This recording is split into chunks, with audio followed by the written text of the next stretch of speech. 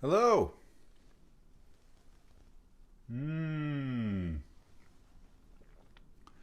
Oh, yes. My name is Ian, and today we're talking about Steve Penfold's Eddie Shack Was No Tim Horton, Donuts in the Folklore of Mass Culture, 1974 to 1999.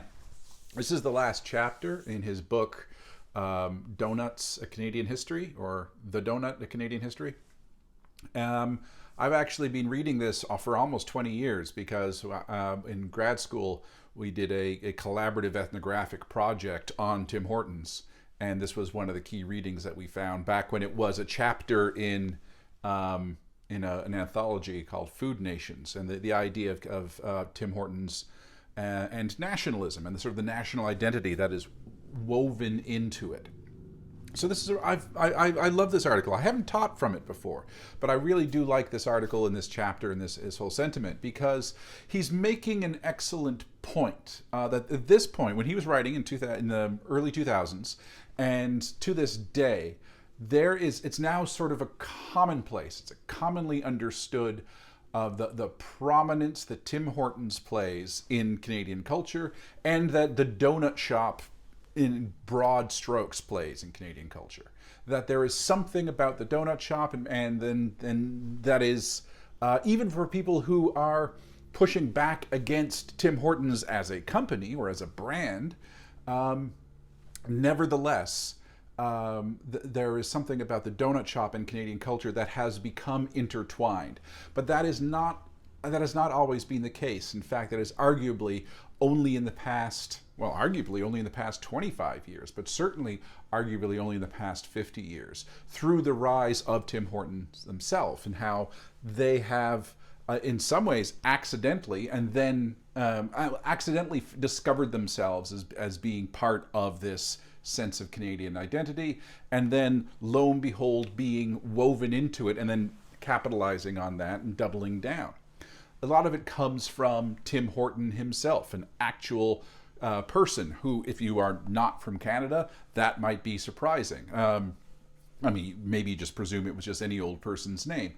But like the McDonald in McDonald's, just like, I don't know who this person is. But no, Tim Horton was a Toronto Maple Leaf, which is an important thing, I guess, if you care. And Penfold is very clear in talking about how, at least at the time, 1974, when he died in a car accident and died before his time, although he'd had an established hockey career at that point, that he was sort of living the ultimate Canadian fantasy in many ways, and his life was typified this sort of mid-century Canadian masculine ideal.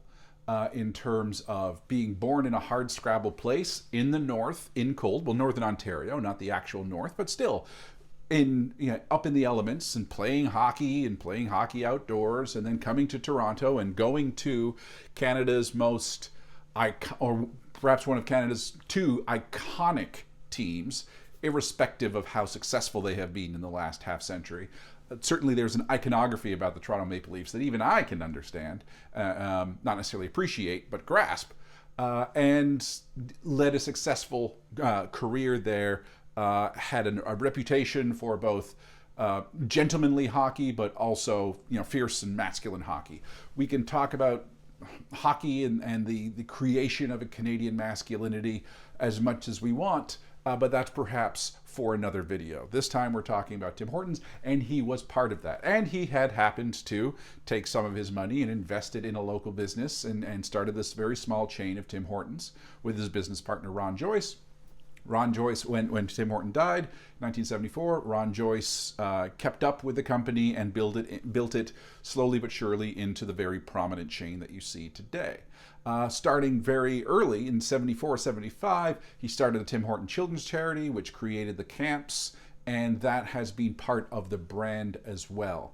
So you've had this aspect of charity, which is always, you can be a cynic and say that it is only for the purposes of goodwill, or you can be open to it and say, well, it's one of the ways that people who are, one of the ways that capitalists actually do give back in some stretch, and probably the truth lies somewhere between those two poles.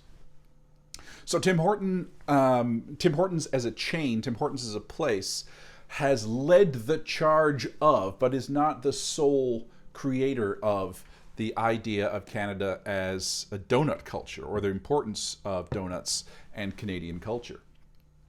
Because donuts are first and foremost an American food, and he points to various instances where the donut was actually seen in the early 20th century as evidence of the Americanization of Canada, Canada that was still trying to imagine itself more or less as an outpost of England, and that there was something, well, not necessarily crass, but something very American about it, and that is problematic in many ways because.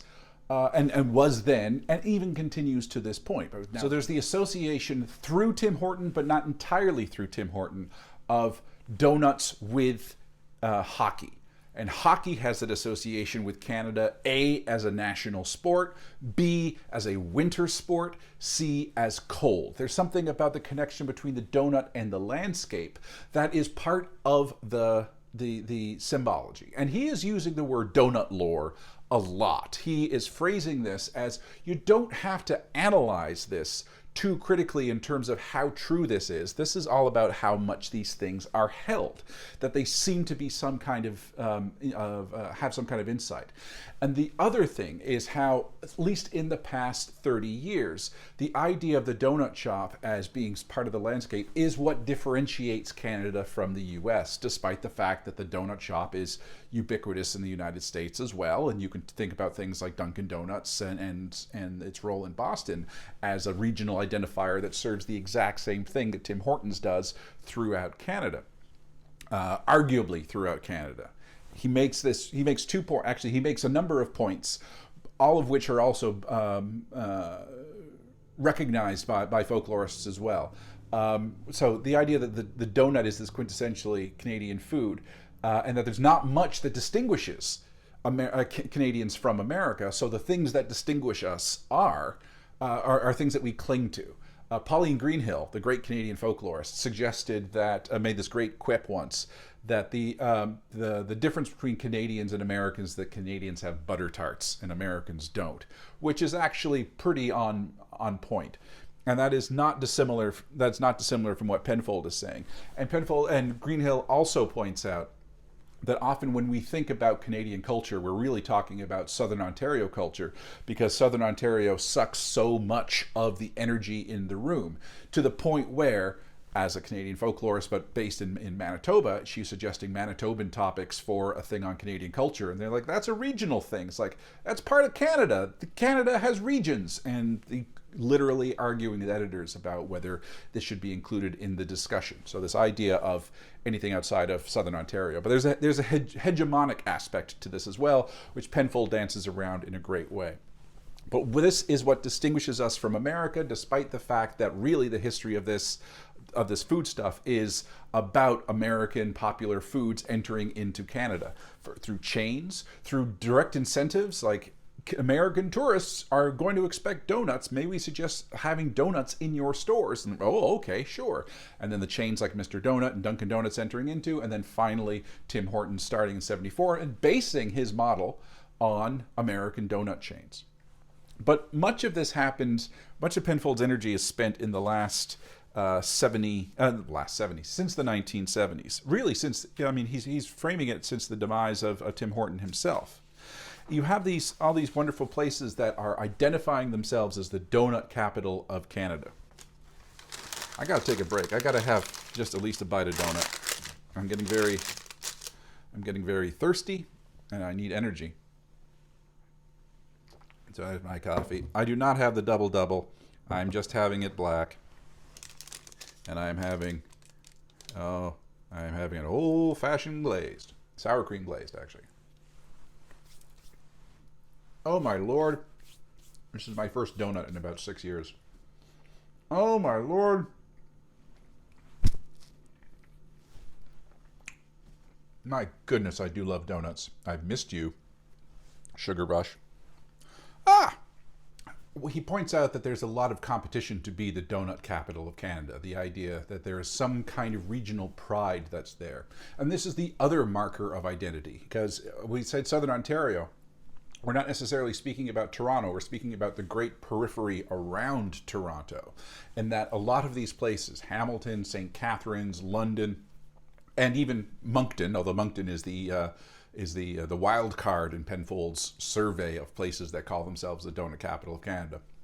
They're all basically distinguishing themselves from Toronto and the pretentiousness of Toronto and the hegemonic power and privilege position of Toronto. So it suggests that the donut shop is a marker of authenticity. It's a marker of place. So just as we are distinguishing Canada from the United States, we're also distinguishing parts of Canada, more humble parts of Canada, from the big smoke, from Toronto itself, from Toronto the good. I'm going to have another bite of this. Oh, Sally. So,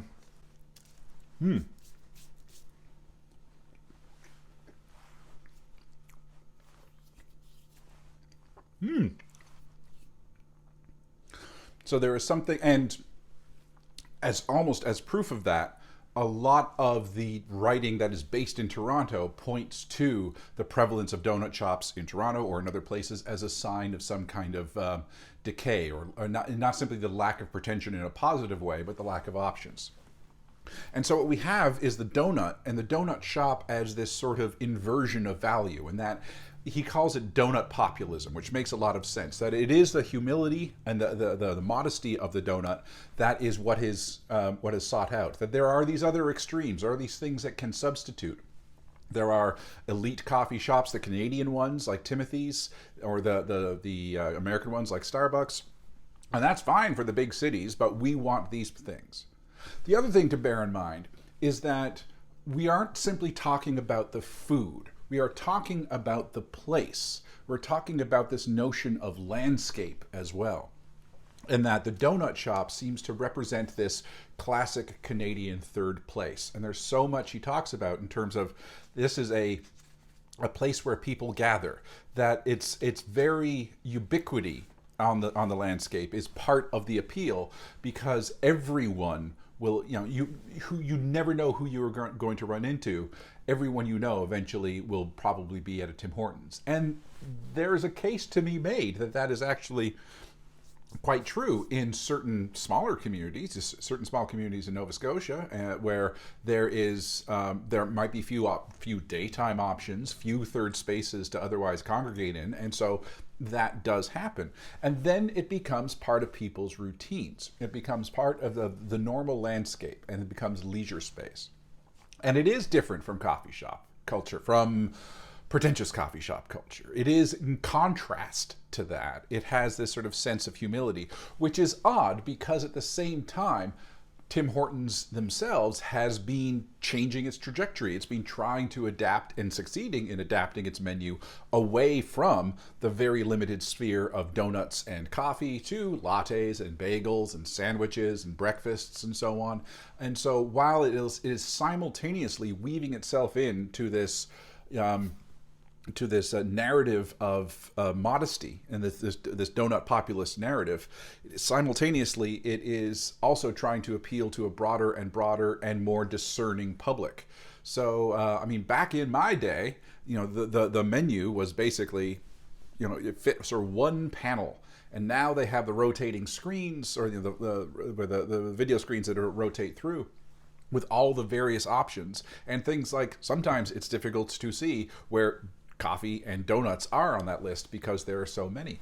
In the 90s, when they introduced bagels, that was a big thing. It's like, yes, we have bagels, and they were trying to change it. Now, one of the things, again, speaking of bagels, is this tension that exists, and that you have one class of discernment that is trying to making the argument that by introducing bagels, they are doing some kind of disservice to the bagel, and that they are rendering it into some kind of inauthentic manner and degrading the bagel. While the flip side of that is by bringing it into this mass market, they are actually expanding it, that it is the more authentic expression because it is the one that it has to do with the people. So there's this interesting class dynamic that's in place with the donut.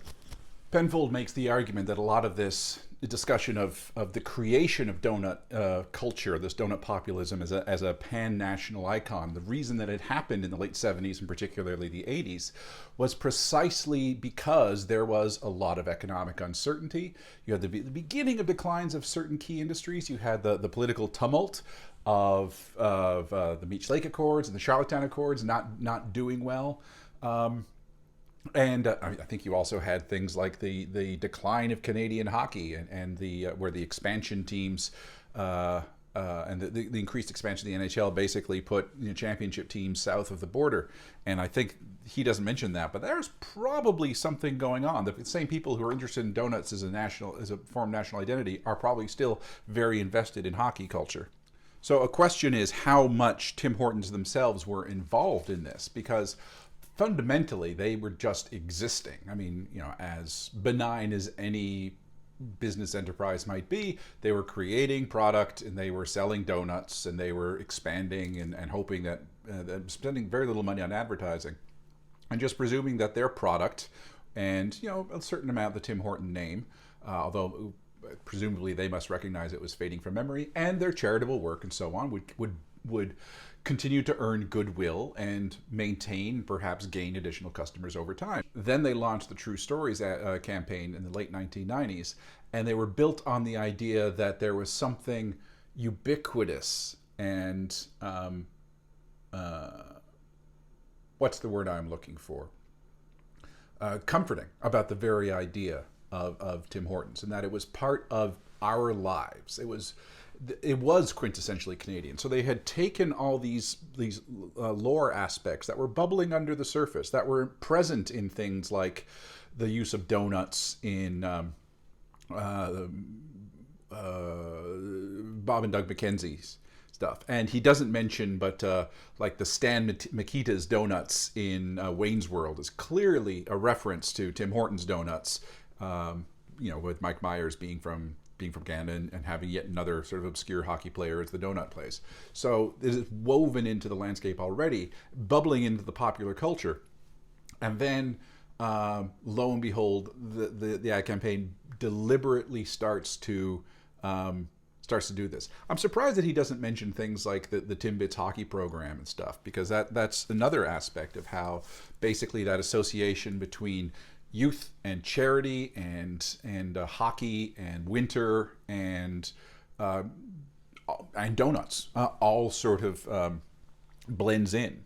But the True Stories campaign, they turned it into they created these narratives, and they were workshopped, like any ad campaign, and they created these 1 minute long commercials that were about the how people had Tim Hortons as a regular part of their day, as touchstones in their biography. Some were quirky, some were very sincere, but they were all very much contributing to it. And it had a lot to do with place, that the places that were exemplified were iconic themselves. They were fishing communities, they were the West. There was a lot of winter associated with rinks, associated with sports facilities. And so, again, they were taking this food and this drink, because a lot of it has to do with the coffee as well, and they were locating it firmly literally within the Canadian landscape. So at that point, and this is basically because the chapter is 1974 to 1999, and he's basically putting an endpoint there. At that point, Tim Hortons as a company was now fully invested in perpetuating / capitalizing / nurturing this idea of donut lore, these third spaces. And he's not using the word third space, but there is something very clear about that.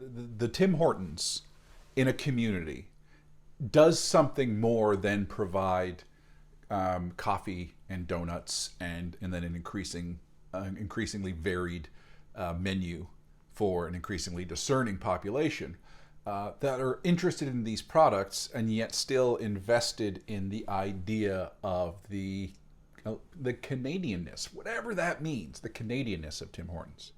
The donut shop itself can't be erased from the large narrative.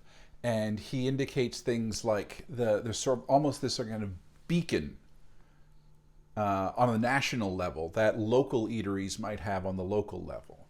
And he talks about things like how the popularity of Tim Hortons at airports or proximate to airports, because when people come back from overseas, even if that's just the United States, they land and having the Tim Hortons and donuts is the first taste of home. That they are now in Canada because they are having this, a product that is virtually indistinguishable from the front. Tim Hortons for a while had the contract for the in-house coffee for Spar. Spar? I think it's called Spar. It's a chain. It's like a 7-Eleven, Becker's kind of thing, a chain of convenience stores in England. And my friend, who was born and raised in Toronto, and then hadn't gone to grad school in Newfoundland, but was living in England, he saw it and he took pictures and he got the donut and he brought it and he was like, "This is amazing." That was about 15 years ago. A couple of years ago, the Tim Hortons has now opened up actual chains and restaurants. And so another friend of mine, he's Glaswegian, but his wife's family was originally from New Waterford, and they will go and they bring their young kids and they will go to the Tim Hortons, and it is somewhat ironic and somewhat not. And the idea that there was a Tim Hortons that was opened in Afghanistan during for the Canadian soldiers who were there, there is something indicative of that. So they are tapping into and creating this need. Nevertheless, this need is also generated from the bottom. So there is this creative tension, and you don't necessarily need to ascribe purely malicious, venal motives to Tim Hortons for doing this, that they are feeding on this, and yet if people are still nevertheless getting meaning from it, is there undue harm that's caused by it? So the idea, and many people, many international students I've spoken to, they eventually get Tim Hortons. Like, all right, I now see it, and I sort of understand the ubiquity of it. And they become, not simply do they understand it, but they use Tim Hortons as third spaces as well. And so there is this role that it plays in terms of integrating. Again, it can be problematic. Again, it doesn't mean that it can't be critical, but it speaks to this sort of folkloric aspect in that despite the fact that we are not dealing with a traditional food that is defined by ethnicity, that is defined by locality, that is defined by many of these other ways that we can talk about traditionality, there is a body of understanding, of esotericism that is embedded in this product, both of the donut itself, but also of the brand of Tim Hortons, that needs to be considered as, at the very least, worthy of consideration for the folklorist. So, I don't have much else to say. It's a great read. It's a fun read. He's a fun writer. I mean, I'm not simply in terms of he's writing about a fun topic.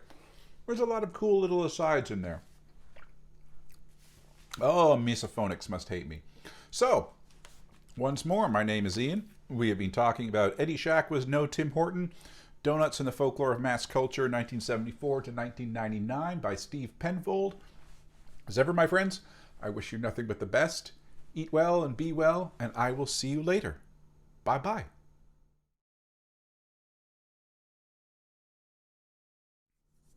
What was my point with that?